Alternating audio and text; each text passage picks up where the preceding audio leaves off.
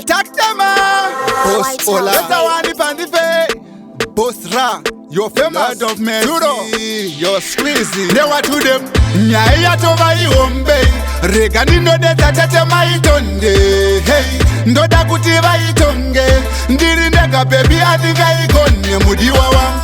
Nyaya tova iombe. Regani no de tatete maitonde. Hey. Ndoda kutiva itonge. Ndiri nega baby adinga ikonye mudiwa wa.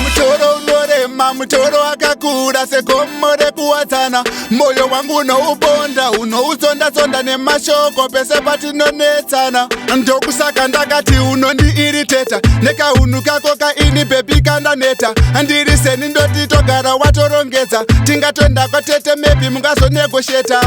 Asi nyaya yatova ihombe. Rega ndinodetsa tete maitonde.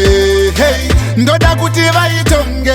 Ndiri ndega baby adingaikone mudiwa wangu. Nyaya yatova ihombe. Rega ndinodetsa tete maitonde. Hey, ndoda kuti vaitonge. Ndiri ndega baby adingaikone. Mukadzi wewawa anonyea murume kuramba tiri tese ndozviziva ati pfume. Handichakude izvo zvazvidinhume kungeso manje Joss but this time maulume. Unekamwe kakubvaira so zvaunondita baby hazvisipo. Chiona life yangu enda musango. Ndoita seiko baby nekuda kwako. Mayewajude nyaya yatova ihombe. Rega ndinodetsa tete maitonde. Hey, ndoda kuti vaitonge. Ndiri ndega baby adingaikone mudiwa wangu. Nyaya yatova ihombe. Rega ndinodetsa tete maitonde. Hey, ndoda kuti vaitonge.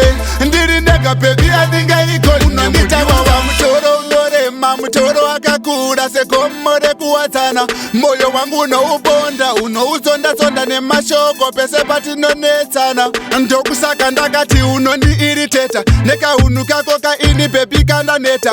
Ndiri seni ndoti togara watorongedza tingatoenda kwatete maybe mungazonegosheta. Asi nyaya yatova ihombe. Rega ndinodetsa tete maitonde. Hey, ndoda kuti vaitonge. Ndiri ndega baby adingaikone mudiwa wangu. Nyaya yatova ihombe. Rega ndinodetsa tete maitonde. Hey, ndoda kuti vaitonge.